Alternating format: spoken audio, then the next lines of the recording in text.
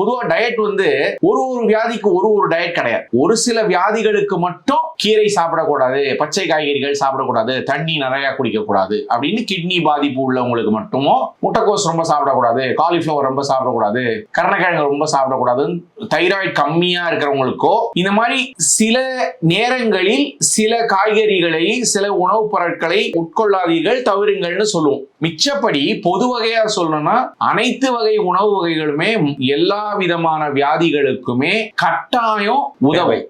அதுல இப்ப நம்மளோட இட்லிக்கு வருவோம். இப்ப குடல்ல இருக்கிற பாக்டீரியா நமக்கு ஒரு 1000 ஜாதி இருக்கும்னு இப்பதான் சொன்னேன். பொதுவா குடல் பாக்டீரியா அப்படின்னு சொன்ன உடனே ஃபெர்மெண்டட் ஃபுட்னா நம்ம முந்தின நாள் வந்து பழைய சோறு, ரொம்ப காமனா எல்லாரும் சொல்றது பழைய சோறு. ஏன்னா சோறை ரொம்ப நேரம் விட்டீங்க அப்படின்னா அதுல பாக்டீரியா நிறைய வளரும். அந்த பாக்டீரியாவோட அடுத்த நாள் வந்து அந்த பழைய சோறு நம்ம சாப்பிடும் போது அந்த பழைய சோறில் இருக்கும் பாக்டீரியா நமக்கு குடல்ல இருக்கிற பாக்டீரியாவா போய் சேரும். அப்ப குடல் பாக்டீரியாவோட ஜாதி வீரியம் கொஞ்சம் கூடும்.